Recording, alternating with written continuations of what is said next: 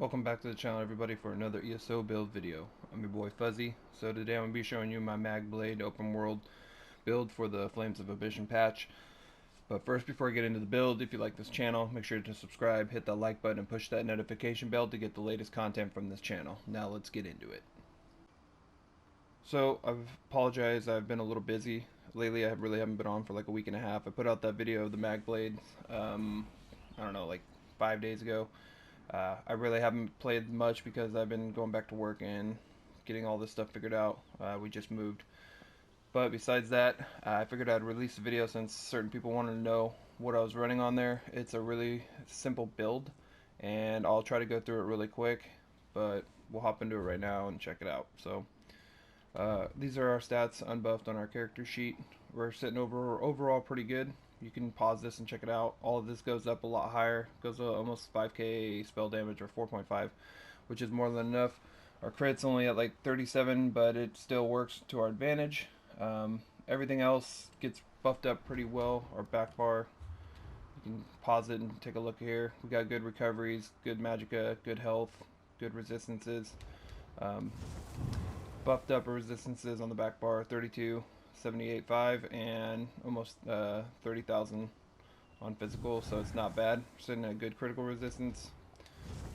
Buffed up on the front bar, we're sitting at 29, almost 30, and then 20, almost 2,700 on the back bar, so not too bad. We have 64 points into magicka. I am a Argonian on this build. You can go with Dark Elf and all the others if you want, whatever you really want to run, but I personally like the Argonian for the passives that they have, but that's just my personal preference. Food, running B with Sugar Skulls. We have the Atronach Mundustone. You can switch this out for a different one if you want, but I like being almost at 2k recovery. You don't have to, but in this patch and how the game, the lag, and everything runs, I would recommend going with the recovery. But like I said, it's optional up to you. You can use what you would like. Now we're going into our inventory. And let's see here. I use Crown Troy Restoration Potions and Tri-Stat Pots, so this is completely up to you. You can use immovability pots and all that stuff too. That's optional. That's completely up to you, but I run the Troy Restoration Potions. They work the best for me. Our first set is going to be Fortified Brass. I have Inferno Staff sharpened with a Berserker enchant on here for the weapon spell damage. We have the Fortified Brass with the Sharpened. Gives us health, armor, and then more armor. Works really well. This is like a common set that everyone uses now, so it's no hidden secret or any of that. Then our back bar is Fortified Brass Restoration Staff. I have a Life Drain enchantment on here, so deals magic damage and restores health when I use this. I have Defending to increase our physical resistances and spell resistances on our back bar, which is really nice. That's how we get to 32k. Spell resistance and 30k physical resistance. So you can run Nirnhoned, or you can run Powered, or whatever you want, but I would highly recommend running Defending. That's my personal preference. House Helm, Tri-Stat Enchant, Impenetrable, just going to give us max stamina, max magicka. Fortified Brass, we're running 3 heavy, 4 light on this build. Like I said, I'll say it again, 3 heavy, 4 light. You can go with 5, or you can go with 5 light if you want, 2 heavy, but I prefer the 3 heavy with the 4 light. We have Fortified Brass Chest, reinforced max magicka on here to give us a little more resistances. Then we have Falcon Scoria shoulders. Pardon me, I'm losing my voice here. Falcon Scoria shoulders, impenetrable max magicka. This is just going to add 1487 spell penetration, which is light. And then we have light Fortified Brass belt with impenetrable max magic on it.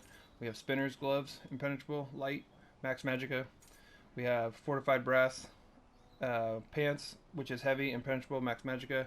And like I said, our second set is going to be Spinners. So Spinners is a really good set. A lot of people run this build and how this is, but this is what I've been using for a long time. I use both of these sets on different characters, mixed matched, sometimes the same setup. Either way, this is just going to give us max magicka spell damage, and then 3419 spell penetration. These are light boots, impenetrable, max magicka. Then we have all Spinners jewelry. So I have all infused. I have 1 spell damage, and then I have 2 recoveries to push us to that 2k recovery mark. You don't have to run that, and you don't have to run infused if you don't want to. If you want to put weapon damage or a spell damage enchantment on here, then go ahead.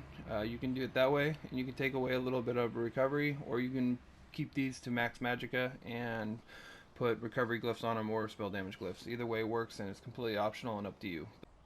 Also, if you want to run melee instead of this, it's one easy switch. Just put on the fortified brass. Fortified brass is easy to craft. It's a 2-trait learning one, so we have sharpened with the berserker enchant on here. You can put this on, and this will make it just melee, and switching out 2 of the skills is all you'll need to do, which I'll show you in when we get to our skills and stuff. So it's fairly simple and easy to make this either melee or ranged with a two-hander. So if you do go two-hander, make sure it's a sword. You get the greatest benefits out of a sword, a sharpened sword with the berserker enchant on it. I'll show you what skills to run to after this. So going into our skills, we have Merciless Resolve, obviously, to give us our Spectral Bow. Our Spectral Bow actually will go up to like 19 or 20k damage, which isn't the highest, but it still hits really hard, which is nice. I still proc like 12k bows to 14k bows on people, finishing them off. And then we have Inner Light, give us that major prophecy, which is really nice, so it increases our spell critical rating, puts us up to that 37% mark. We have Reaper's Mark. You can use Elemental Drain if you want to get resources back. I like Reaper's Mark because it gives us almost a 20k heal when we're fully buffed up. It's like a 21, 22k heal when we're fully buffed, which is really nice. Plus it debuffs the enemy and puts the major breach on them. So either one you can go with. That's completely optional. We have Swallow Soul. This is our main spammable, so along with our lead attacks. And this also gives us a heal, which is really nice. And then it does a decent amount of damage. It says only 7,500 right now, but it actually goes to like 8k, 9k, something like that, almost 10, depending on how high we buffed up. Then we have Impale. This is Execute. This is also a flex spot. You can take this off, and you can put Mass Hysteria here too if you want. That's completely optional. You can use whatever you would like here. This is just how I run it. I switch it around between Mass Hysteria and Impale. Sometimes there's guys that are tanky that I almost get down, but I just can't quite finish them off. And if I had Impale on, I'd be able to execute them, but because I didn't, I had Mass Hysteria. I wasn't able to execute them, so I switch it around depending. It's completely optional and up to you, so you can use whatever one you want. Then we have Soul Harvest. This is going to be our another execute, but this is our ulti. We're to put this on them. This affects them with Major Defile, and it also increases their damage against them by 20% for 6 seconds, which is really nice. And it does a decent amount of damage. It's like 13. It says 13k on the tooltip. It goes to like 15 or 16k. So, and anytime you kill somebody or an ad, you get ulti back. So we get our ulti back pretty quick. Then our back bar, we're using Degeneration. This puts a bit of a dot damage on them and then gives us our major sorcery also, which is really nice. So you're going to put that up on the enemy.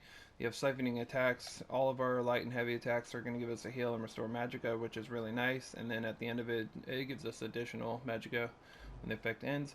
We have Dark Cloak. Dark Cloak is going to be a heal, and along with reducing our damage taken by 5%, which is our minor protection, which is really nice, and gives us our major resolve, which increases our physical and spell resistances every time we use it. Along with the rapid regeneration, we got really good heals. This is the 19k tooltip, unbuffed. Fully buffed, it goes to 21 or 22k, which is really nice. So these two heals are really good along with this. So we've actually got really good healing on here. That's why I'm able to stay alive a lot of the time and keep my health up. Then we have Shadow Image. This is really important. This is a get out of jail free card sort of thing here. It does some magic damage, but mainly we use it to get out of sticky situations. So you just want to put this down before you go into a fight. That way you can get out of that fight if you start getting bogged down by multiple opponents.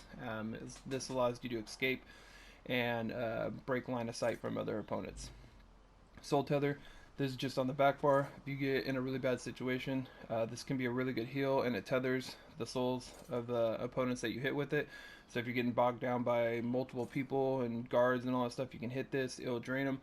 Hit your heals at the same time. You're going to have a lot of healing in and really hard to kill. And then you can switch to your front bar, and by the time you're doing damage, you'll already have your front bar ulti while you're getting your heals back, and you'll be able to take somebody down or escape. Now, for our front bar skills, if you want to go with melee damage, then we will put on concealed weapon for here, and then I put on either mass hysteria, or I put on, where is it, ambush. Either one works. You can use whatever you would like. You can even keep impale if you want. You can use pretty much anything you'd really want to, but just make sure that your spammable is concealed weapon, and this will actually hit even harder. It'll be up to like a 10k tooltip when you get fully buffed up. So that's what I run when I do melee. You don't have to run it that way. You can put whatever else you would like. If you want to go melee, that's completely optional to you. But for right now, this is what I run. Now for our champion points. You can run these however you'd like. This is just how I run mine. I have Eldritch Insight, 40 points into there. I have 40 into critical chance, which is precision. You don't have to put these in here if you don't want to. You can take these out and put these somewhere else. I have 10 into quick recovery, 30 into hardy. You can put a little bit more points into here too if you want, and more healing, but my healing's good, and I feel like my resistances and my damage reductions are really good, so I don't put more into here. I have 50 into resilience for that critical resistance, puts us up to that 2700 mark. I have 40 into extended might right here, which will be into our piercing. So we have 40 into piercing, nothing else into that tree. We have untamed aggression, 50 into there for extra damage.